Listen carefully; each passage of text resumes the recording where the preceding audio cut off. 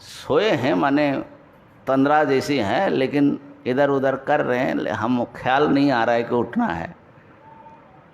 तो अभी जो है बिल्कुल 4:15 नींद अपने आप टूट रही है। तो कहने का अर्थ ये है कि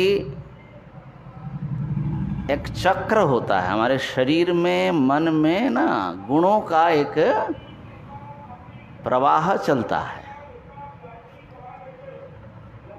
तो बुद्धिमान जो साधक हैं वो इस प्रवाह को साधना में उपयोग करता है।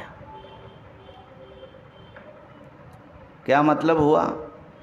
अच्छा, ये भी देखेंगे कि प्रातः काल में प्रायः फ्रेश नींद लेकर के अगर उठ गए आप, तो सत्व गुण, मन बड़ा शांत, सत्व गुण प्रधान होता है।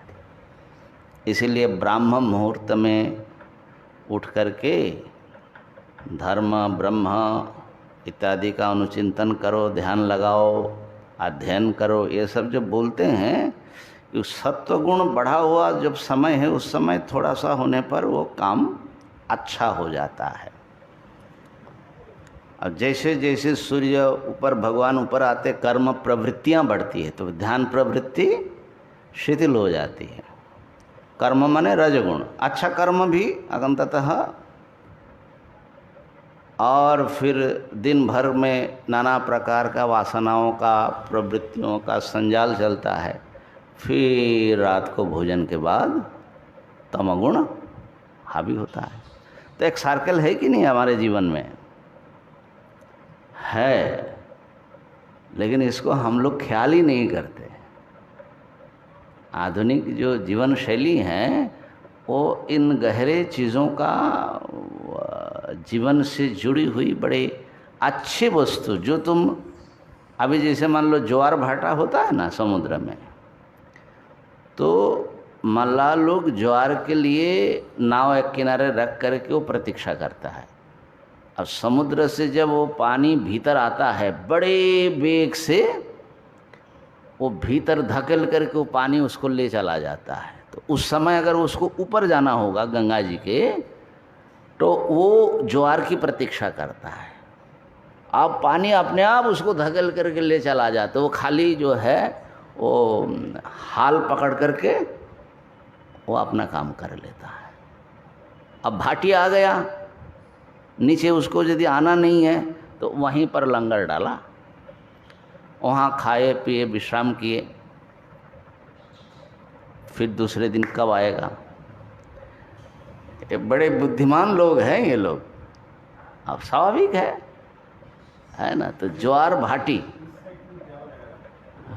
हाँ हाँ, वहाँ वहीं खेलता है ना वो समुद्र का जो है ज्वार भाटी। तो उन लोगों को ज्ञान रहता है, उसका उपयोग करता है। ऐसे ही यदि हम भी अपने शरीर और इंद्रियां और मन की प्रवृत्तियों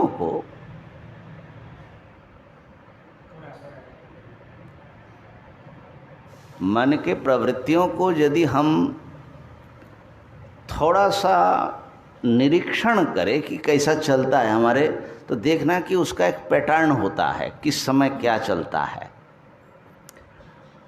उस पैटर्न को समझ करके यदि आप उसमें संशोधन करने का प्रयत्न करेंगे, तो आपको स्वल्प परिश्रम से अधिक सफलता मिलेगी। तो करना क्या है? तमः द्वाभ्याम, तमगुण, जिस समय तमगुण आना चाहिए उस समय तो आना चाहिए। देखिए, तीनों गुण अच्छे हैं। किस अर्थ में अच्छा है? कि तीनों गुण के समन्वय से ही जीवन चलता है। कोई गुण नहीं, एक कोई भी गुण अगर नहीं होगा, ऐसा तो होता नहीं है, लेकिन इम्बैलेंस हो जाएगा तो गड़बड़ा जाएगा। मान लो कि नींद नहीं आ रही है, रजोगुण बढ़ा हुआ है, हाँ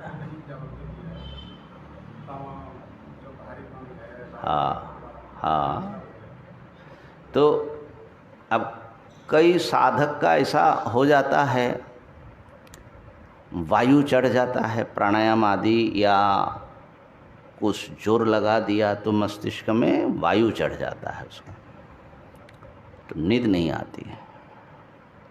तो नींद न आने से अब कई बार समझता है कि नींद नहीं आया माने मेरा तो तमोगुण तो कम हो गया, माने मैं बड़ा उच्च कोटि का साधक बन गया हूँ। अब उच्च कोटि का साधक बने कि नहीं बने वो तो परमात्मा जाने, लेकिन नींद नहीं आएगी तो दिमाग जो है कहीं कभी जा कर के नर्वस ब्रेकडाउन हो जाएगा, मस्तिष्क विकार आ जाएगा। सोना भी ज़रूरी है। हाँ, ये हो सकता है कि आपको जो है अगर बहुत साउंड स्लीप हो तो आपको 3 घंटे में ही सारा हो जाता है, लेकिन सोना बहुत ज़रूरी है, समझे ना। हमने देखा गोपीनाथ महामहोपाध्याय गोपीनाथ कविराज जी के एक पत्र में वो एक साधक को बोल रहे हैं कि उनको वायु का बहुत विकार हो गया था, तो शास्त्र लाभ के लिए उनको उपदेश दे रहे हैं कि ध्यान भी ज़्यादा नहीं करना, क्योंकि ध्यान भी एक मन को रोकने की क्रिया है, उसमें भी रजोगुण बढ़ता है, माने रजोगुण का वो एक क्रिया होती है, वो भी वायु की क्रिया है, अंततः प्राण उसमें इन्वॉल्व होता है। तो बहुत ज़्यादा सहज रूप से रहो बोलते हैं, माने ध्यान भी कभी कभी उल्टा काम कर सकता है। और जो लोग दबा करके करते उनकी बात तो अलग ही है, जो अपने को बहुत दबा करके ज़बरदस्ती बैठ करके इतना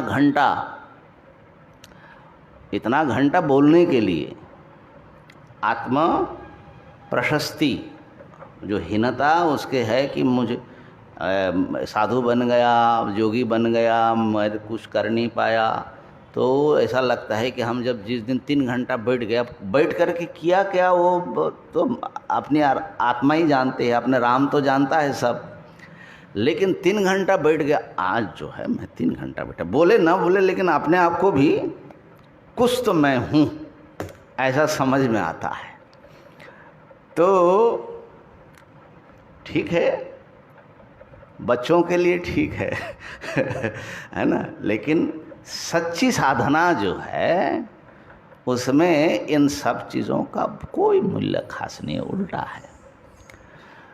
तो सोना भी अच्छी बात है, इसीलिए भगवान श्री कृष्ण एकदम संतुलित व्यक्ति है। देखो, युक्ताहार विहारश्च युक्तचेष्टस्य कर्मसु युक्त स्वप्नावबोधस्य योगो भवति दुःखः। योगो भवति, योग किसको होता है? जो उचित मात्रा में आहार विहार माने घूमना, कर्म और सोना और जागना, ये सब जिनकी सही मात्रा में प्रोपोर्शनेटली है उसी को योग होता है। योग ये कौन से अध्याय में बताया? ये किस अध्याय में? हाँ, 6ठ अध्याय में। ये किसका प्रकरण है? 6ठ अध्याय ध्यान योग का प्रकरण है। अब ऐसा आश्चर्य नहीं लगता कि ध्यान युग में तो भैया 18 घंटा 24 घंटा ऐसा समाधि की बात भगवान को करना चाहिए। ये जो है युक्ताहार विहार तो ये तो छोटे योगियों के लिए है, जो कर्म योग में लगा है, गृहस्थों के लिए है। हमारे लिए तो 10-10 20-20 घंटा बैठना चाहिए कि नहीं चाहिए? लेकिन भगवान श्री कृष्ण को समझ में नहीं आता ये बात, हम लोगों को बहुत भारी समझ में आ जाता है, श्री कृष्ण को समझ में नहीं आता है? तो बैलेंस्ड लाइफ होना, चाहे तुम ज्ञानी बनो, योगी बनो, कर्मी बनो, ये बेसिक चीज़ है। नॉट टू टाइट और not too loose, just right. बहुत ढीला भी नहीं, बहुत कड़क भी नहीं। तो तो इसलिए जिस समय तमोगुण की आवश्यकता उस समय तमोगुण से छेड़खानी करने की ज़रूरत नहीं है। लेकिन अब तुम आए हो विवेक चूड़ामणि पढ़ने, विवेक अर्जन करने, अब यहाँ आकर के तमोगुण घुस रहा है, क्या करना चाहिए? हाँ, इसमें क्या करना चाहिए? सोते रहना चाहिए।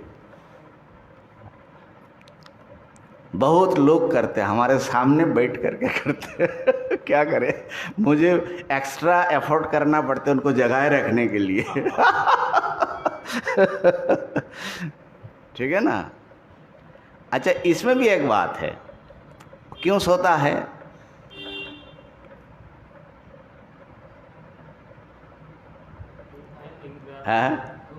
हाँ बोलो। हाँ हाँ, बढ़िया बताया, एकदम सही बताया। हाँ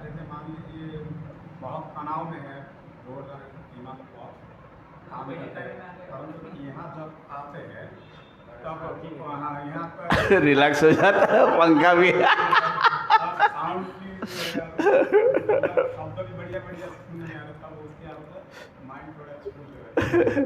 तो ये दो चीज जो मुख्य है, तीसरा तो तुम्हारा स्पेशल होगा। दो मुख्य है, रात को ठीक से सोए, एक तो ये बात है, ठीक से पूरा नींद होना चाहिए। हमने देखा एक साधक जो है रात जग जग करके जप करने की कोशिश करता था, और बने जिद्दी था तो जबरदस्ती करता था। अब जब तो क्या हुआ नहीं हुआ वो तो परमात्मा जाने। और जब पढ़ने बैठेगा वही सोना शुरू कर देगा, है ना? सोने के समय तो जागता है। हमने भी कुछ दिन किया, एक ग्रंथ पढ़ा, एक स्वामी जी जो है नीलानंद सरस्वती जी महाराज, कोई पुस्तक मिला, हमारे श्याम पुरी जी थे ना, एक वृद्ध बाबा थे, तो वो कहीं से जो है वो कहाँ से जुगाड़ किया, बांग्ला में था, काशी में रहे, तो बोले कि वो रात जग जाग करके वो जो है साधना करते थे। अरे भाई, तो फिर हमको भी तो जगना पड़ेगा, नहीं तो सिद्ध बनेंगे कैसे? अब रात जागने की कोशिश करें। है ना? तो ऐसे सब चीज़ें बहुत कुछ होता है एक समय, ये कोई माने ऐसा होता ही है। लेकिन नींद बढ़िया होनी चाहिए, नहीं तो शरीर ही तुम्हारा ठीक नहीं रहेगा, दिमागी ठीक नहीं रहेगा, तुमसे कोई साधना की उच्च भूमि तुम प्राप्त नहीं कर पाओगे।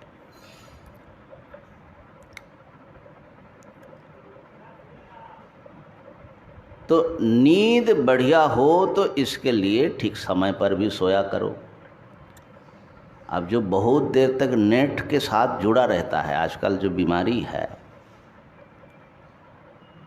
तो फिर सुबह से तुम्हारा फ्रेशनेस, जब जिस समय सत्वगुण का माने वो आया टर्म, सत्वगुण चालू होना था, उस समय तो तुमको सो रहे हो, तो न सोना और माने तम और सत्व में क्या हो रहा है? जंघट्ट हो रहा है। तो कैसे होगा? ठीक है ना? अब कल तुमने एक पुस्तक दिया, अब हम देखने लगे, ज़बरदस्ती देखने लगे कि इसको माने थोड़ा थोड़ा अच्छा लग रहा है, खंडन खंड खाद्य का, तो फिर जब छोड़ा तो सर बड़ा दुख रहा था, और 11:40 हुआ, 11:40 फटाफट सोया 5 मिनट के भीतर। तो ये जो है इम्बैलेंस माने इनडिसिप्लिन। अब उसको सुबह देखते तो बढ़िया देखते, समय पर उठ जाते, उठे तो समय पर ही। तो कहने का अर्थ ये है कि हम जिस समय जिस गुण का प्रभाव काल चल रहा है, अब उस समय तमोगुण का हमारा काम चालू हो गया, तो उस समय हम सो जाना चाहिए हमको। वो काम बढ़िया हो जाता। अब हम सत्व का काम कर रहे हैं, बताओ, तो सारा शरीर मन सब में तनाव पड़ रहा है कि नहीं पड़ रहा है। दूसरी बात यह है, एक चीज़ हमको पता नहीं था, लेकिन शायद मधुसूदन सरस्वती स्वामी जी के ग्रंथ में पढ़ा कि एक दूसरा कारण है कि जब आप भजन में बैठते तो नींद क्यों आता है। कई बार ज़्यादा भोजन अगर किया, भोजन पेट में रह गया, सुबह जब उठे तो भोजन पूरा स्टमक से गया नहीं, तो आपके खून जो है सिस्टम, ये खून में, ये आधुनिक भाषा में बोल रहा हूँ, लेकिन उनका कहना है कि अजीर्ण भोजन के कारण नींद आती है। बिल्कुल सत्य बात है, क्योंकि वो उसमें खून की सप्लाई वो स्टोमक में ज़्यादा होगा, उसको अभी पचाना काम हुआ नहीं, शरीर उसमें लगा हुआ है आपका। तो आप भजन में बैठोगे तो वो सिस्टम जो है आपका वो माने कन्फ्यूज्ड हो जाएगा कि हमारा काम तो पूरा हुआ नहीं, तो जोर लगाना पड़ेगा, ठीक है ना। और तीसरी बात है, समझ में नहीं आ रहा है। तो ये सब चीज़ें जो हैं निद्रा के कारण होता है। तो नींद को ये तमोगुण का कार्य है। अगर समझ में नहीं आ रहा है, अच्छा नींद आ रही है अन्य समय में जब उसका टाइम नहीं है, तो भाई ठीक से आंखों में पानी डालो, थोड़ा प्राणायाम करो, थोड़ा टहल करके आओ, उस समय नींद को भगाना पड़ेगा, माने रजगुण बढ़ाना पड़ेगा।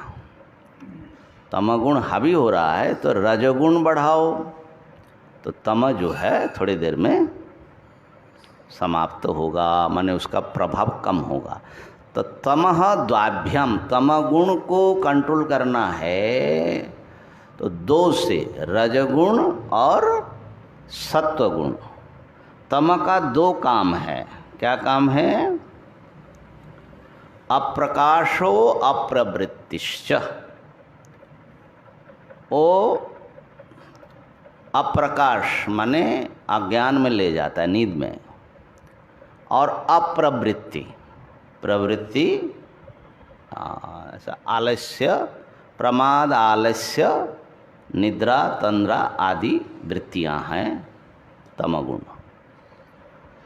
तो इसके लिए आपको सत्वगुण का कार्य में लगना पड़ेगा, प्रकाश में और प्रवृत्ति में। इसी दृष्टि से अच्छा, कई बार जो हैं जो तम में ज़्यादा पड़े हैं तो सत्व माने उसको जो है सत्वगुण का अभ्यास वो कर नहीं सकता, तो उसको पहले रजगुण का। इसी दृष्टि से स्वामी विवेकानंद जी की एक उक्ति है, बड़ा वितर्कित उक्ति है कि गीता पाठ छोड़ करके फुटबॉल खेलो, है ना। अब लोग बड़े उनको खराब माने, एक ऐसा महात्मा है बोले गीता पाठ छोड़ा दिया और फुटबॉल खेलने में लगा दिया। तो स्वामी जी ने कहा, भाई मैं बड़े दुख से कहता हूँ, जिनका शरीर ही नहीं बना, जो मरियल लोग हैं, वो क्या करेगा? पहले शरीर तो थोड़ा बनाओ, फुटबॉल खेलो तो थोड़ा ताकत बाकत आएगा शरीर में, मस्तिष्क थोड़ा विकसित होगा तो गीता ठीक से समझ में आएगा।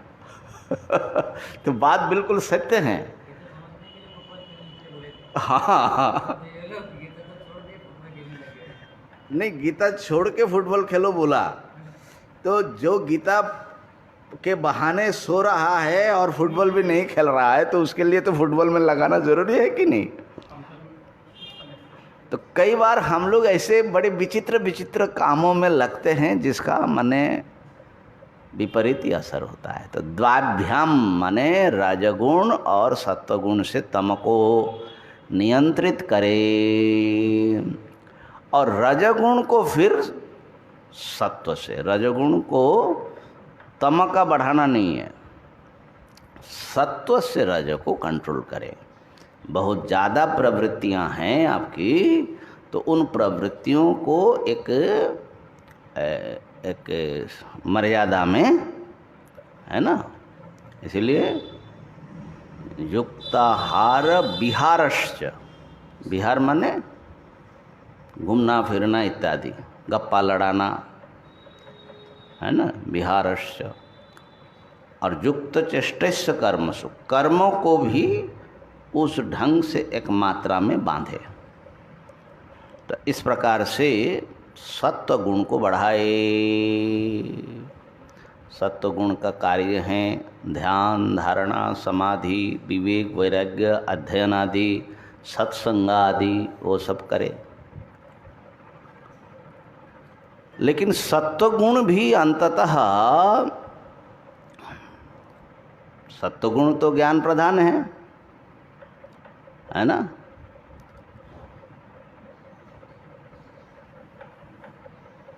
तो ज्ञान तो अच्छा ही है, लेकिन ज्ञान और सुख, सत्वगुण का काम बताया ना, सत्वम सुखे संजयति, ऐसा है। लेकिन विषय सुख और विषय का ज्ञान, यानी अनात्म विषय ज्ञान, सांसारिक ज्ञान बढ़ा रहा है, तो उसमें लगा देगा तो वो सत्व जो है, रजतम तो कम किया, लेकिन आपको जो चाहिए वो नहीं होगा। इसलिए शुद्ध सत्व चाहिए। हाँ, विषय सुख नहीं, समाधि ध्यान का सुख, अन्य अनात्म ज्ञानों का रस नहीं, बल्कि आत्मचिंतन का रस, है ना। साहित्य में भी बड़ा रस आता है, लेकिन साहित्य भी तो अगर काम प्रधान साहित्य है तो वो तो विषय में ही किसी न किसी रूप में लगाता है। इसलिए भागवत पढ़िए, रामायण पढ़िए, महाभारत पढ़िए, पढ़ने का कोई कम चीज़ नहीं है आपने। तो शुद्ध सत्वम शुद्धेन नश्यति, सत्व गुण को भी शुद्ध सत्व से, और शुद्ध सत्व जो है वो आत्मनिष्ठा ले आती है उससे। तस्मात् सत्वम अवष्टभ्य, इसलिए सत्व का आश्रय लीजिए। स्वाध्यासापनयं कुरु, अपने अध्यास का अपनयन करो।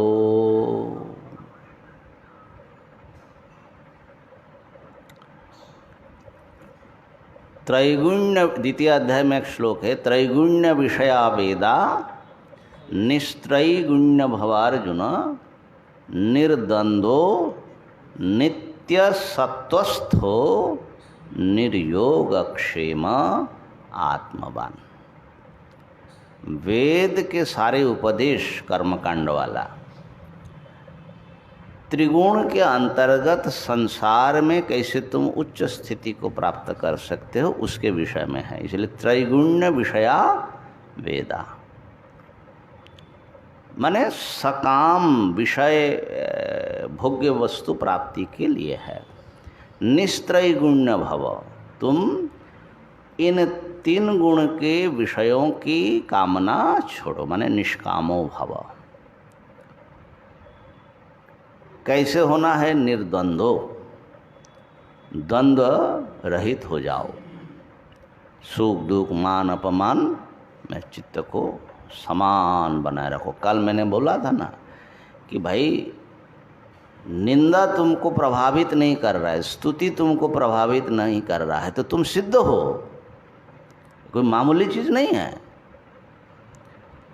ये बहुत बड़ी अचीवमेंट है मैं समझता हूँ एक साधक के लिए, कि निंदा और स्तुति आपको आपके मन पर असर, दिल पर आघात नहीं डाल रहा है। आपको अपनी एक आत्मनिष्ठा, अपनी एक साधना निष्ठा, उसमें आपको शांति मिल रही है ना। तो उसका एक अंतर जीवन होना चाहिए। देखिए जो निंदा स्तुति को बहुत महत्व देते, इसका मतलब वो बहिर्मुख है, वो बाहरी चीज़ों का महत्व उसके दिमाग में अभी भी बहुत हावी है, उसके भीतर कुछ मिला नहीं उसको। अरे भाई जिसको भीतर खजाना मिली है वो इन चीज़ों के क्या महत्व देगा, उसमें क्या प्रभावित होगा? इसका मतलब भीतर कोई अभी अवलंबन नहीं मिला है। तो ऐसी जिंदगी बीत जाएगी। भीतर में मान लो जो खाली वेदांत की बात तो क्या कहे, लेकिन जो भक्त हैं भगवान की भक्ति में, भगवान के नाम जप का रस जिसको मिल रहा है, उसकी जो सुख है, उसकी जो शांति है, उसके सामने निंदा स्तुति का उसको कुछ नहीं कीमत होता है। योगी जो योगाभ्यास कर रहे, जो ध्यान का सुख उसको मिल रहा है, अगर समाधि तक पहुंच गया तो उसके सामने निंदा स्तुति का उसके लिए भी कोई कीमत नहीं रहता है। जो सत्संगी हैं और बड़े प्रेम से गहराई से सत्संग कर रहा है, जो स्वाध्याय का माने वास्तविक स्वाध्याय का जो बहुत आनंद ले रहा है, उसको निंदा स्तुति से ऊपर उठ जाता है। तो इसका मतलब है कि निंदा स्तुति यदि आपको गहराई से इफेक्ट डालता है, माने साधक अवस्था में थोड़ी देर के लिए आया, उसको ये जो है लेट्स गो करके हटा करके आप फिर स्वस्थ हो करके तो कुछ देर में आप अपने साधना में लग गए, लेकिन वो चल रहा है भीतर दिन पर दिन वो जो है, तो फिर क्या साधना है, फिर क्या हासिल किया आपने, कब होगा फिर हासिल? आप आंख बंद करके आसन लगा करके कितने देर बैठते, उससे क्या ये आपने कितनी प्रगति की उससे मालूम पड़ेगा? आपका मन कितना शुद्ध हुआ, पवित्र हुआ, कितने आप परमात्मा की तरफ गए, ये उससे मालूम पड़ेगा क्या? तो निर्द्वंद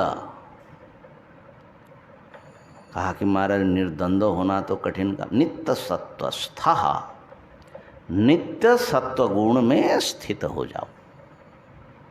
अब ये बोलने से तो होता नहीं, माने इस प्रकार तमो को कैसे बड़ी कुशलता से, माने हमारे शास्त्रों में आया है, जैसे कोई चिकित्सक रोगी का परीक्षण करके रोग क्या है, किस कारण से आया है, कौन सी दवा लगाना है, कितनी मात्रा में, इतना सब अनुसंधान करके वो दवा देता है, उसको स्वस्थ करता है।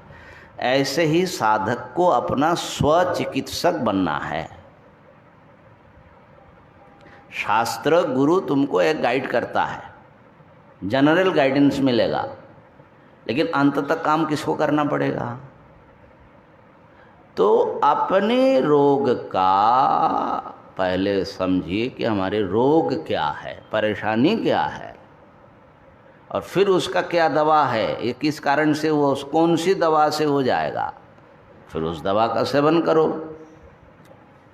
तो इस प्रकार से नित्य सत्वस्थ कहा कि हमारा नित्य सत्व गुण होने में डर है। नित्य सत्व गुण में अगर लग जाएंगे तो इसका मतलब है विवेक, वैराग्य, भगवत आश्रय, ये सब करना पड़ेगा। तो हमारा योगक्षेम कैसे चलेगा?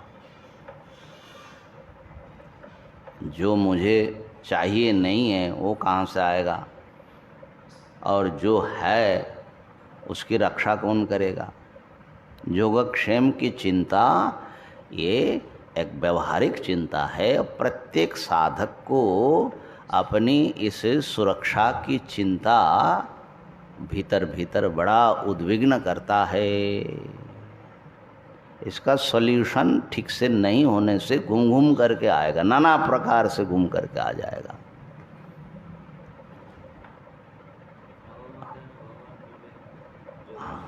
ने इसी श्लोक में आया, निर्योगक्षेम आत्मवान। ये जो अभी बताया ना, त्रैगुण्य विषया वेदा निस्त्रैगुण्यो भवार्जुन निर्द्वंदो नित्य सत्वस्थो निर्योगक्षेम आत्मवान। निर्योगक्षेम, योगक्षेम का चिंता फिकर जितना जल्दी हो सके छोड़ो। बोले वो कैसे छोड़े? वो तो आ जाता है फट से। आत्मवान भव, अप्रमत्त, अप्रमादी, सावधान हो जाओ। सावधानता से प्रमाद रहित हो करके अपनी साधना में लगे रहो तो इसको भी साध लोगे। और 9वें अध्याय में जो बताए वो आ रहा है, अभी देखो आगे। ये जो व्यक्ति मानिए ध्यान, हाँ, ये निधिध्यासन के स्थिति में जो गया हुआ है उसकी बात हो रही है, लेकिन हम सब लोगों के लिए उपयोगी है। नहीं, मैं बता रहा हूँ, अगर सामान्य व्यक्ति ध्यान के अभ्यास करे धीरे धीरे तो उसका तो लोक व्यवहार धीरे धीरे कम हो जाता है, शास्त्र व्यसन भी कम हो जाता है, और वो विपरीत प्रत्यय रूप में आत्मा को प्रधान रूप में मान के कर रहा है, तो उससे कोई भी उपकार नहीं होगा। कोई उपकार नहीं होगा। उपकार क्यों नहीं होगा? ये तो करने के लिए बोल रहे हैं। साध्यासापनयं कुरु बोल रहे, अन्य सब छोड़कर इसमें लगो, यही तो बोल रहे। उपकार नहीं होगा, ये कहाँ से आ गया? आप थोड़ा बता रहे थे ना, ज़्यादा नहीं करना चाहिए। अरे भाई ना इतना दूर तक ना पहुँच के माने व्यक्ति पहले से ही थोड़ा थोड़ा अभ्यास करे, उससे क्या माने तुम निधिध्यासन जो करोगे, तुम्हारा मन तैयार हुआ, श्रवण मनन हुआ, उसके लिए अगर तैयारी करने के लिए करे तो फिर उसमें तो तुमको श्रवण मनन भी करना है, निधिध्यासन भी करना है। मात्रा चाहिए कि नहीं चाहिए? प्रथम अवस्था में यहाँ पर जो है जीवन मुक्ति विवेक में एक बात, बड़ी अच्छी बात कही। असल में ये 3 साधनों के अभ्यास का यहाँ पर वर्णन है। तत्वज्ञान, मनोनाश और वासनाक्षय। और इनका ऐसा आग्रह है कि ज्ञानी जो जीवन मुक्त है वो भी इन तीनों का मनोनाश, वासनाक्षय वो भी करे। क्यों? जीवन मुक्त होने के बाद भी प्रारब्ध के कारण मन की चंचलता कुछ रह सकती है और कुछ वासनाओं के प्रारब्ध जो है वो प्रापित वासनाएं हावी रह सकती है, तो उसको भी वो चाहे तो पुरुषार्थ से वो दूर कर सकते हैं। तो उनके लिए ये बात आई। लेकिन एक बात बताया, जो विविदिषु है, जिसको अभी ज्ञान हुआ नहीं, उसके लिए तत्व ज्ञान प्रधान है, मनोनाश और वासनाक्षय उसके सहकारी रूप में करना है। देखिए, किस साधना की स्थिति में कौन सी चीज़ की प्रधानता रहेगी, ये भी एक बात समझने की है। तुम श्रवण ही किया नहीं, तुम मनन कहाँ से करोगे? और श्रवण मनन किया ही नहीं तो निधिध्यासन कहाँ से होगा? हाँ, किसी मूर्ति में ध्यान हो सकता है, जप हो सकता है, वो बात ठीक है। लेकिन ये जो लोग कहते हैं कि मुझे निधिध्यासन करना है, भाई श्रवण ही तो किया नहीं। उपक्रम उपसंहारादि से पूरा उपनिषदों का तात्पर्य निश्चय हो गया, इसी का नाम श्रवण है ना। सर्वेषां वेदांतानां अद्वितीय ब्रह्मणि तात्पर्य अवधारणम, ये तो श्रवण है ना। तो एक उपनिषद पढ़ लिया तो हो जाएगा? बहुत सारे संशय तुम्हारा अनसॉल्व रह जाएगा, प्रश्न समाधान हुआ नहीं, ऐसा रह जाएगा। एक महात्मा मिले हमको, हरिद्वार कुंभ में शायद मिले थे, यंग लड़का, अच्छा योगी, क्रिया योगी। तो बोले स्वामी जी हम कई साल जो हैं गंगोत्री में साधना किया। बोले कि हमने कहा अच्छा क्या साधना? बोले ध्यान धारणा ये सब करते थे। तो हमने कहा बहुत अच्छी बात है, आप तो ध्यान धारणा में चले गए, तो फिर आप वहाँ से कई साल करने के बाद नीचे आए क्यों? बोले कि स्वामी जी ऐसा हुआ, कुछ प्रश्न हमारे मन में ऐसा आया, हमको बैठने नहीं दिया। उन प्रश्नों का उत्तर ढूंढने के लिए मैं आया हूँ। हमने कहा बहुत अच्छा किया, क्योंकि प्रश्न भीतर से बनता रहेगा तो तुम जबरदस्ती ध्यान धारणा करोगे तो काम होने वाला नहीं है। ध्यान का मतलब है एक निर्णय व्यक्ति लेकर के उसमें डूबता है। अब निर्णय ही नहीं बना, ऐसा है कि वैसा, आत्मा ये है कि वो है, तो आत्मध्यान कैसे करोगे? तुम्हारा कभी लगता है कि आत्मा चैतन्य स्वरूप है और परिच्छिन्न है, लेकिन शास्त्र बता रहा है कि आत्मा एक अद्वितीय सर्वत्र विद्यमान है। तो अब तुम किस में ध्यान लगाओगे? जब तक इसे ये जो फाइट चल रहा है, हमारे मन ही तो सारे माने मन का समाधान ही तो समाधान है। मन समाधान उसको मिल जाए, उसका नाम इसलिए समाधान शब्द है वेदांत में ना। समाधान हुआ नहीं, तुम समाधि क्या लगाओगे भैया? संदिग्ध चित्त का समाधि कोई ज़्यादा काम की नहीं होती है।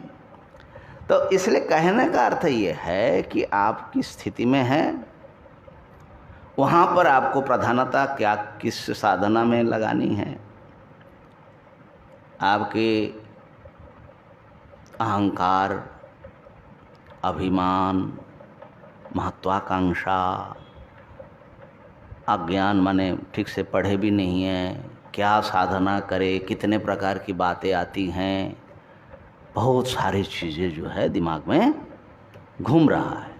तो ऐसी स्थिति में, इस परिस्थिति में मुझे किस ढंग से चलना है और किस मात्रा में किसको करना है, मेरे जीवन में किसको इस समय महत्व देना है और किसको इस समय दूर रखना है, वो देख करके उसके अनुसार काम करना चाहिए। और ये प्रायः ये काम अकेले सामान्य माने प्रथम अवस्था के साधक नहीं कर पाता, इसलिए एक योग्य गुरु के निर्देशन में उसको रहना होता है। इतना विवेक उसके पास पहली स्थिति में नहीं आता, तो शास्त्र और गुरु के गाइडेंस से चलना पड़ता है। तो स्वाध्यासापनयम कुरु, ये टेक है, माने ये ध्रुव पद बार बार अभी आएगा अपने, इसलिए इसको जो है गीता प्रेस के ग्रंथ में क्या लिखा? अध्यास निराकरण, अध्यास निराश, अध्यास का निराश करो। हाँ, अध्यास का नहीं, वो ऊपर हेडिंग शुरू हुआ देखो 278 से पहले। हाँ, अध्यास का निराश, ये प्रकरण एक जैसे छोटा सा, असल में ये वासना क्षय के भीतर ही आ रहा है। 280 देखो, 280, प्रारब्धं पुष्यति वपुः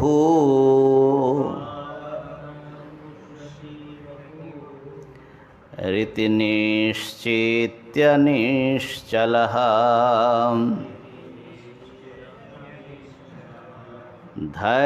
धैर्यमालम्ब्य यत्नेन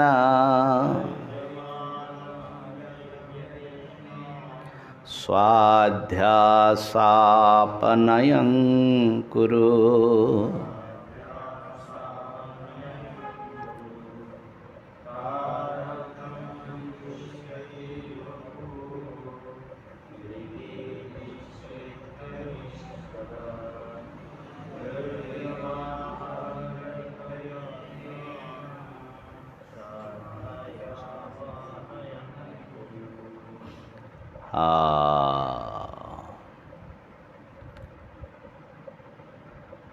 अब वो जो योगक्षेम वाली जो समस्या है उसके लिए एक समाधान यहाँ पर साधक के लिए प्रस्तुत कर रहे हैं। प्रारब्धं वपुः पुष्यति, शरीर का पोषण प्रारब्ध कर्म करता है। शरीर का प्रारब्धम पुष्यति, वपुः पुष्यति, वपु को पोषण करता है प्रारब्धम। प्रारब्ध किसको बोलते हैं? ये शरीर जिन कर्मों के फल भोगने के लिए इस शरीर मिला, जिन कर्मों ने इस शरीर को बनाया और जब तक उसको अपना भोग देना है, इसको उसको बनाए रखना है, उन कर्मों को बोलते हैं प्रारब्ध। तो प्रारब्धम पुष्यति वपुः इति निश्चित्य,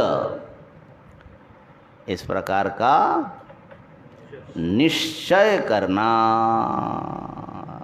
ये निश्चय शब्द देखो, हम लोगों का निश्चय अभी है नहीं इस विषय में। सुना अभी या पहले भी सुना, सुनना अलग चीज़ है, और निश्चय हो जाना कि प्रारब्ध इस शरीर को अपने रक्षा जब तक करना है करेगा, फिर उसको समाप्त कर देगा।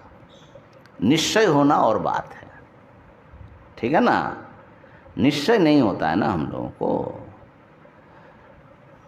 अच्छा, प्रारब्ध कर्म तो जड़ हैं, कर्म कैसे इसकी पोषण करेगा?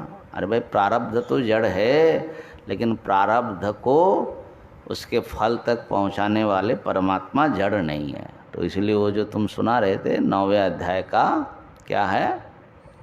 अनन्याश्चिन्तयन्तो मां ये जनाः पर्युपासते तेषां नित्याभियुक्तानां योगक्षेमं वहाम्यहम्। अगर प्रारब्ध पर इतना तुमको भरोसा नहीं बन रहा है तो भगवान पर भरोसा है कि नहीं? भगवान कह रहे हैं कि भाई मेरे जिम्मेदारी है, तुम मेरे ऊपर छोड़ दो। अगर तुम मेरा भजन कर रहे हो तो मैं तुमको खिलाऊंगा पिलाऊंगा। तो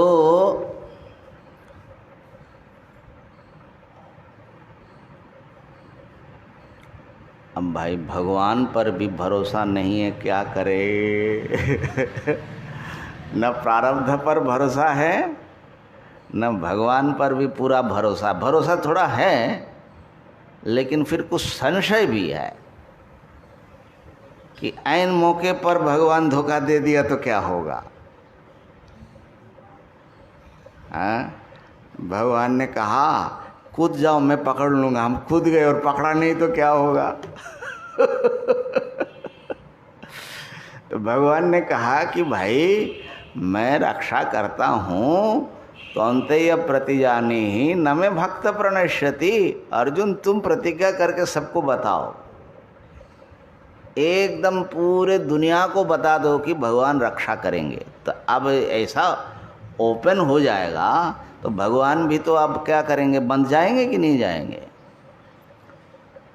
लेकिन फिर भी हम लोगों का संशय जाता नहीं है कि कहीं गड़बड़ न कर दे भगवान।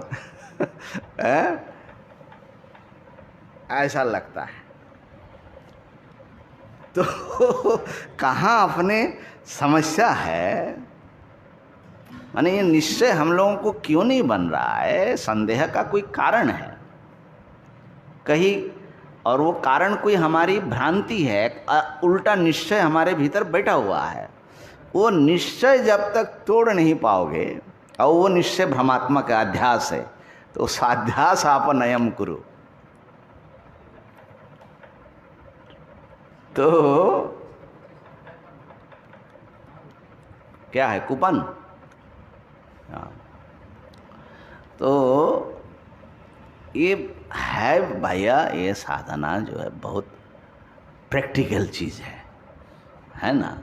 खाली शास्त्र पढ़ लिया, ऐसी ऐसी बात है, समझ लिया, जान लिया, इतने की बात होती तो बात समस्या ज़्यादा नहीं होती, वो तो हम समझ गए पढ़ के।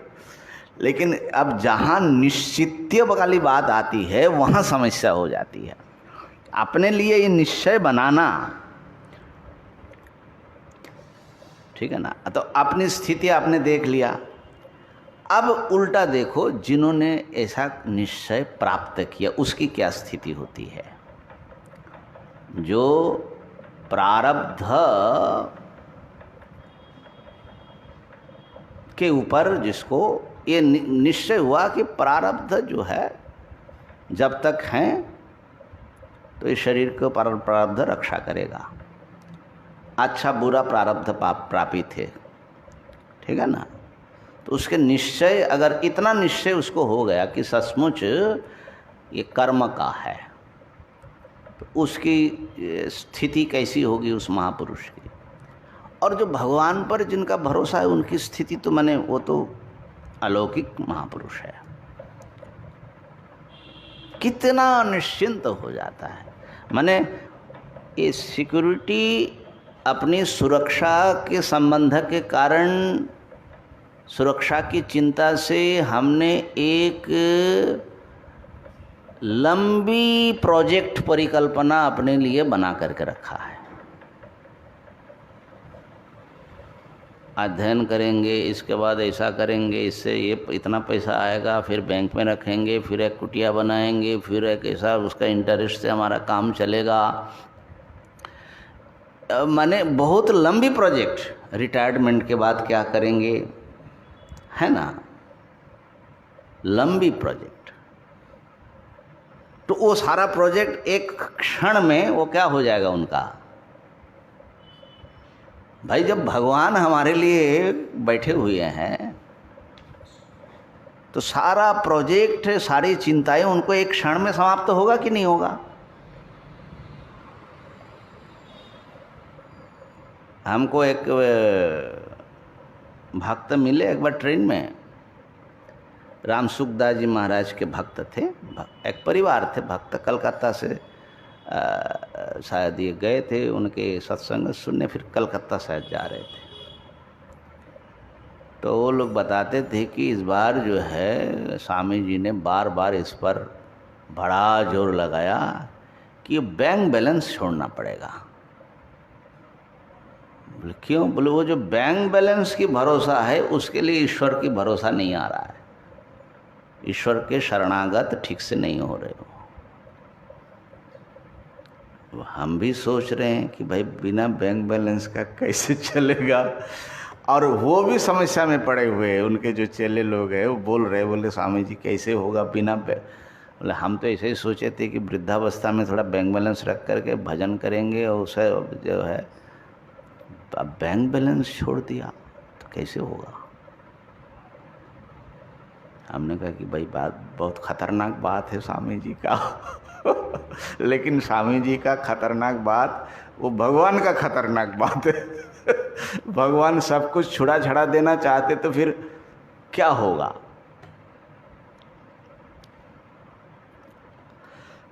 तो कहने का अर्थ ये है कि भीतर हमारे कहाँ समस्या है,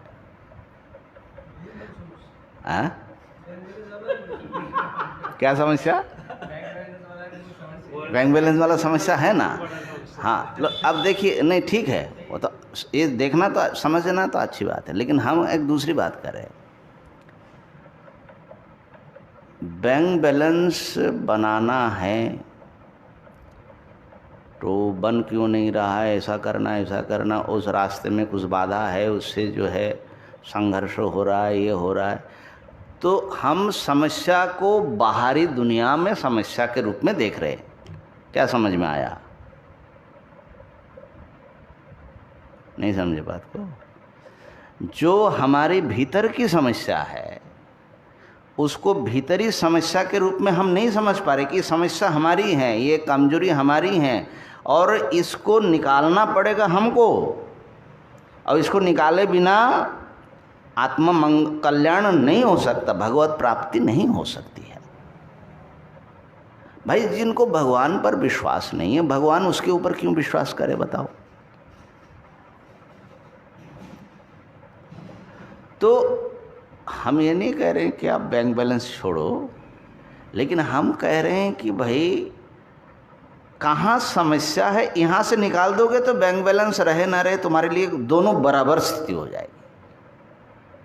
माने भीतर समस्या और बैंक बैलेंस छोड़ दिया तो एक समस्या और ऊपर पाल लिया, समझे ना? ऐसा नहीं बता रहा हूँ।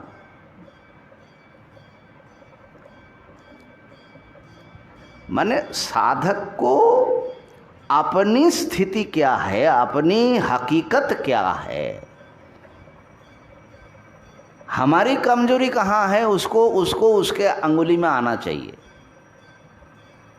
फिर उसका कैसे संशोधन वो लग सकता है उसमें। लेकिन वो समझ ही नहीं रहा इस बात को कि न तो हमको प्रारब्ध से कर्म और उसका फल पर विश्वास है और न भगवान पर विश्वास है। तो फिर वो जो है और बड़ी साधक बनने की कोशिश में लगा है। बताओ तो सही, जब ये बेसिक दो चीज़ हुआ नहीं तो आप कौन सी साधना करके कौन सा फल पाना है। माने पूरा चीज़ देखो गड़बड़ा गया कि नहीं गया, उसका कितना विभ्रम में वो फंसा हुआ है। तो संसार के हाथ में खेल रहा है, भ्रम के हाथ में, अज्ञान के हाथ में खेल रहा है वो, है ना। तो हम ये नहीं कह रहे कि तुम बैंक बैलेंस बनाओ नहीं, हम ये कह रहे हैं कि ये जो निश्चय बताया, इस निश्चय को जब तक हम प्राप्त नहीं करेंगे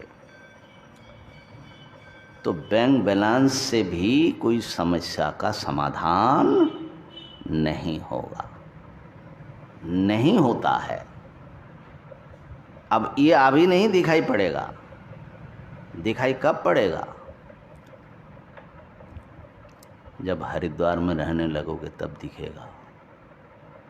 कैसे? बनारस में सब नए लड़के होते हैं महात्मा, यहाँ कोई स्टे करता नहीं है, तो इसलिए वो जो कल्पना कर रहा है और उस कल्पना के फलस्वरूप जो होगा उसने समझ करके रखा है, उसको चैलेंज करने वाली कोई फैक्ट्स उसके सामने नहीं आ रहा है। लेकिन हरिद्वार में जाओगे तो ऐसे जो कई पीढ़ियां जो है ऐसा सोच करके ऐसा सब किया, अब वो जो है बूढ़े हुए, बैंक बैलेंस भी है, कुटिया भी है, भगत भी है, अब उनको क्या समस्या है?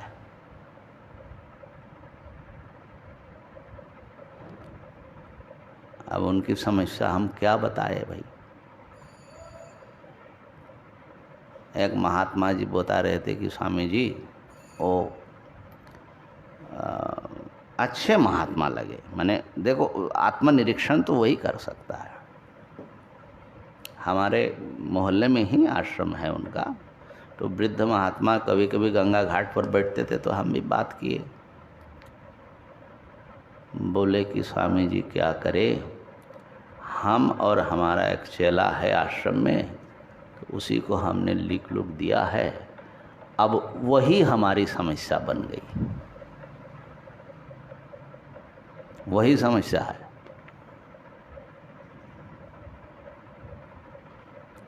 दूसरा समस्या है कि कोई चेला ही मिल नहीं रहा है, इसको हम किसको दे जाए, इतना जो मेहनत से बनाया किसको दे जाए। तीसरे किसी की समस्या है, चेला जो है सामग्री वमग्री ले करके, बैंक बैलेंस ले करके ये प्रत्यक्ष चीज़ बता रहा हूँ मैं, कल्पना करके नहीं बता रहा हूँ। तो तुमको बैंक बैलेंस बनाने से तुम्हारी निश्चिंतता हो गई ना।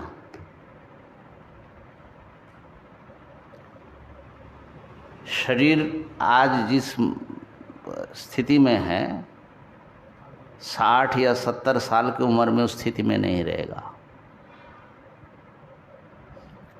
तो सोच बदल जाएगा। लेकिन इस समय तुम उसको समझ सकते हो। मेरा ये कहने का मतलब नहीं है कि तुम अपनी बुद्धि से चलो, युक्ति से चलो, लेकिन बुद्धि में अगर कोई विभ्रांति है उसको देखना चाहिए। विवेक बहुत आवश्यक। सत्य को सामने रख करके चलोगे तो कभी धोखा नहीं खाओगे, और असत्य को सत्य समझ करके चलेंगे तो जिंदगी, चाहे वो सांसारिक सत्य हो चाहे परमार्थ सत्य हो, सत्य से अपिहितम मुखम। हमेशा याद रखना कि सत्य ऐसे ही नहीं दिखाई पड़ता है, सत्य के ऊपर बहुत कुछ आवरण पड़ा रहता है, समझे। तो कहने का अर्थ ये है, अब मान लो मैं जिस स्थिति में हूँ, मेरे ना बैंक बैलेंस की समस्या है, ना किसी आश्रम बनाने की समस्या है, ना कुछ, मेरे खास समस्या नहीं है। मैंने उस अर्थ में सिक्योरिटी कंसर्न की बात कह रहा हूँ। ठीक है। मेरी समस्या क्या है? मेरी समस्या है महाराज शुगर।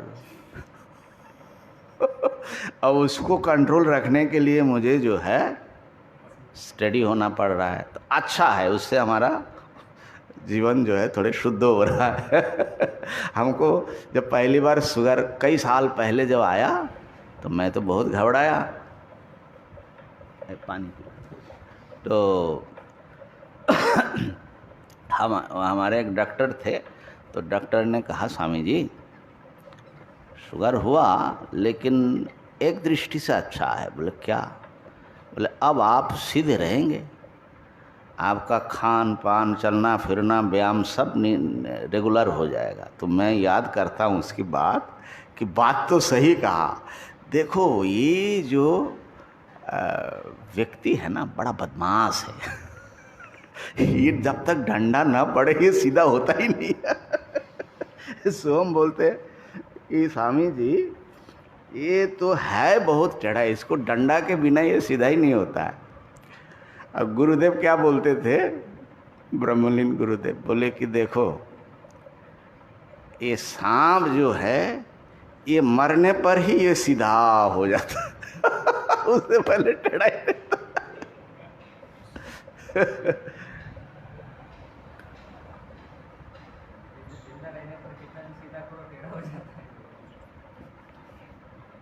हाँ वो हो ही जाता है टेढ़ा। तो इसीलिए ये जो सब भगवान ने जो ये सब बनाया ना, रोग व्याधि ये सब ना, ये सब न होता तो हम सोचते कि हमारी दुनिया और अच्छी हो जाती है और भ्रष्ट होता। हाँ हाँ प्रश्न। ये मान लीजिए शुगर जो हो ये आपको प्रारब्ध प्रसाद हो, तो इसको आपको ट्रीटमेंट करना चाहिए कि भगवान के भरोसे छोड़ देना चाहिए? करना चाहिए। हम तो सोचते हैं कि करना चाहिए। क्यों करना चाहिए? भगवान के भरोसे छोड़ दीजिए। भगवान के भरोसे छोड़ दीजिए, भगवान आपका जो सब वहन करेंगे तो शुगर भी ठीक करेंगे। उतना भरोसा नहीं ना। नहीं, दूसरी बात भी है इसमें दूसरी बात क्या है कि शुगर को कंट्रोल करने के लिए तो मैं तो कोई दवा तो ले नहीं रहा हूँ, ठीक है ना। तो जीवन को मैं नियंत्रित कर रहा हूँ। तो ऐसा मुझे लगता है कि भगवान ने हमको सीधा बनाने के लिए दिया है। तो इसमें बुरा क्या है बताओ? हम भगवान को हम अस्वीकार नहीं कर रहे, बल्कि हम जो खाए सो खाए, फिर भगवान को हम दुहाई दे कि भगवान तुम सब देख लेना, तो वो तो उल्टा करेंगे ना। ऐसा भी अविवेकपूर्ण भगवान का ये शरणागति थोड़ा ही होता है, वो तो तमगुण का शरण हो गए हो ना। मानिए किसी के शरीर में कोई रोग, हाँ, अगर तुम इतना पीछे इसका पढ़ते, कुछ लोग जो है ओहो देह वासना की बात आई ना, अरे बाप रे बाप, वो भगवान छोड़ करके दिन रात 24 घंटा इसी देह केंद्रित ही उसका जीवन हो जाता है। तो वो तो उससे भी क्या होता है? अभी देखिए इस बार कोरोना में बड़े फिटेस्ट लोग चले गए। अभी कुछ दिन पहले एक एक्टर गया ना, सिद्धार्थ शुक्ला, 40 साल का लड़का चला गया, हार्ट अटैक से चला गया बोलते हैं। पहले एकदम फिटेस्ट, कितना बड़ी दिखाता है, 40 साल का, पेन हुआ चला गया, ठीक है ना। तो तुम व्यायाम तो किए, अब ये लोग तो बहुत शरीर मेंटेन करने का तो कोशिश अपने ढंग से, तो माने उन्होंने अपनी बुद्धि में जो आया होगा, क्योंकि कोई भी जो नट होता है, नट माने अभिनेता होता है, उसका शरीर ही उसकी पूंजी होती है। बंगाल में एक कवि हुए तो उन्होंने लिखा एक पंक्ति, देह पट शने नट सकली हाराए, देहरूप वस्त्र पट। अगर ये बिगड़ा तो नट जो है उसका सब कुछ जाता है, धन संपत्ति ख्याति सब जो है वो इस देह पट के साथ चला जाता है। माने तुम्हारा यौवन जैसे गया, रूप गया, या तुम्हारी वो सब, तो सब चला गया। तो कहने का अर्थ ये है, आपको शास्त्र के अनुसार चलना चाहिए। भगवान पर छोड़ो, जो चाहे करो, ये भी कोई बात नहीं हुई, है ना। भगवान के ऊपर भरोसा आपको पता लगेगा कि भगवान के बातों से चल रहे हो कि इसे कहने के लिए खाली चल रहे हो। आदमी का उम्र 7 वर्ष होना चाहिए और केवल भोग के लिए नहीं, भजन करने के लिए 7 वर्ष होना चाहिए। आपको उम्र रहेगा तो कब भोजन करेंगे, और उम्र रहेगा भगवान को कैसे हम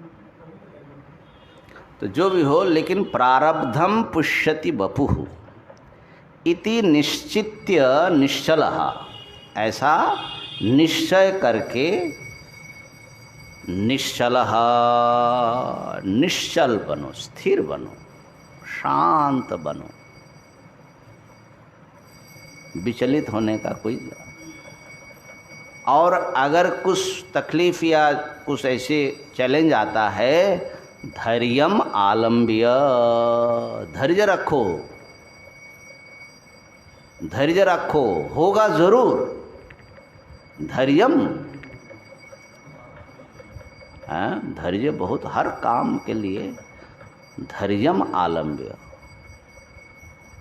करना क्या है, यत्नेन, बहुत यत्न से, बड़े क्यार लेकर के, बड़ा सावधान होकर, प्रयत्न पूर्वक स्वाध्यासापनयं कुरु। सबसे बड़ा काम आपने लिया, अपने जिंदगी में ये करना है। सबसे बड़ा, दुनिया में इससे बड़ा काम कोई नहीं हो सकता। क्या? स्वाध्यासापनयन, इससे बड़ा कोई काम नहीं। तो इसलिए धैर्य रखो, प्रयत्न करो, और प्रारब्ध और परमात्मा पर भरोसा रख करके, निश्चल हो करके अपनी साधना में डटे रहो। सिद्धि मिलेगी ही, सिद्धि तो इसका फलस्वरूप आएगा।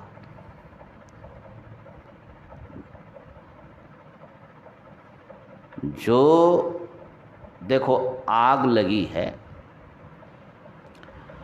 और जो भागम भाग कर रहा है, तो उसका आग और बढ़ेगा, बुझेगा नहीं।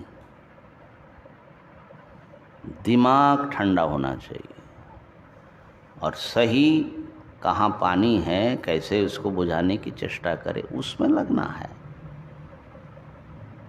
न कि इधर उधर भटकते रहने से काम होगा। हल्ला गुल्ला चिल्ला, जिससे बुझे वो काम करना चाहिए। तो स्वाध्यासापनयं कुरु।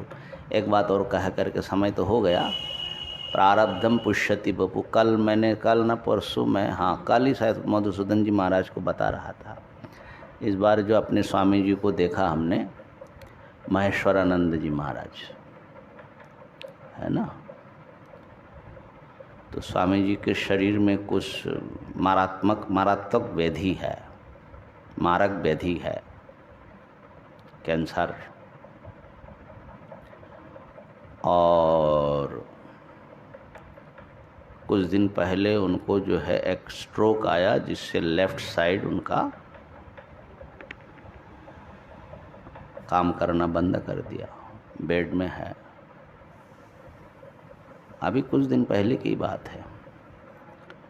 हॉस्पिटलाइज्ड रहे, बड़े मुश्किल से तो वापस आए। तो हम दर्शन करने गए और बड़ा मैं आश्चर्यचकित रह गया।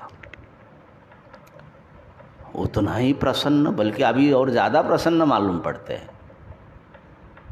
उतना ही मुस्कुराहट, ब्रेन तो बिल्कुल काम कर रहे हैं, हर चीज़ जो है उनको याद है। कितने सन में वो बनारस में पढ़ने आए, वो सन, उनका नंबर बहुत याद है। बोले मैं किसी का मोबाइल नंबर, किसी और ने किसी को कहा, लेकिन मेरे कान में पड़ा तो मैं बता सकता हूँ कि ये नंबर है उसका। इतना जो है उनकी मेमोरी है।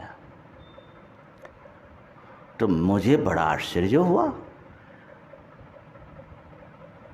कि ये व्यक्ति जो हैं एक प्रकार से मृत्युशैया पर हैं, अपना शरीर अपनी बात नहीं सुन रहा है, पैर हाथ हिलाने में अभी तो थोड़ा सा संशोधन है। तो मैंने पूछा, स्वामी जी आप इतने प्रसन्न कैसे हैं? बोले कि देखिए एक बात है, मैं 3-4 बार गया उनको दर्शन करने, अच्छा लगता है, वो भी प्रसन्न होते हैं। हम कुछ शास्त्रीय बात करते हैं ना, तो बोले कि मैंने जीवन में ये सिद्धांत रखा कि जो होनी है वो होकर रहेगा और जो ना होना है वो होगा नहीं। असल में पंचदशी की एक श्लोक, पंचदशी का वो पंचदशीकार ने जोगो वाशिष्ठ से लिया, अवश्यम भावी भावानाम प्रतीकारो भवेद यदि तदा दुखैर नलिपेरन नल राम युधिष्ठिरा। जो अवश्यम भावी है, होना ही है, ऐसा भगवान ने निश्चय कर लिया। ये प्रारब्ध का तीव्र प्रारब्ध है असल में। तो वो उसका प्रतिकार यदि होता तो फिर नल, पुण्य श्लोक जिनका नाम लेने से बोलते हैं कि पुण्य होता है, नल राम जो साक्षात भगवान माने जाते हैं और युधिष्ठिर जो धर्म राज कहा जाता है, इन लोगों के जीवन में दुख ना आता। तुम संसार में हो, शरीर में हो और सोचते हो कि मुझे कोई दुख ना मिले। ऐसा होता तो ये संसार ही तो हमारे लिए सबसे बढ़िया होता है। इस संसार से मोक्ष में जाने की क्या ज़रूरत है? तो ये जो दुख है, ये जो शोक है, इसको सामना कैसे करोगे? तो जो होनी है वो होकर रहेगा, जो न होना है वो होगा नहीं। बीच में कुछ है जो होनी न होनी का एक पोटेंशियल है, वो तुम्हारा पुरुषार्थ का काम है। ठीक है? इति चिंता विषग्नोयम, ऐसा अगर तुमको निश्चय होता है तो ये जो है चिंता विषग्न है मंत्र, दुश्चिंता मिटाने वाला, चिंता रूप विष को नष्ट करने वाला। चिंता विष हमारे भीतर जहर ना खाया जाता है। इति चिंता विषग्नोयम मंत्र चिंता निवर्तक, ये मंत्र है महाराज। तो स्वामी जी ने कहा कि देखिए प्रारब्ध भोगना है, आप हंस करके उसको भोगो, रो करके भोगो। भोगना तो पड़ेगा, तो रो करके काहे भोगे? कितनी बड़ी बात है। माने मुख से तो ऐसा हम लोग भी बता सकते, आप लोग भी बता सकते, लेकिन जिस व्यक्ति माने उसको प्रैक्टिकल दिखा रहा है, प्रसन्न है।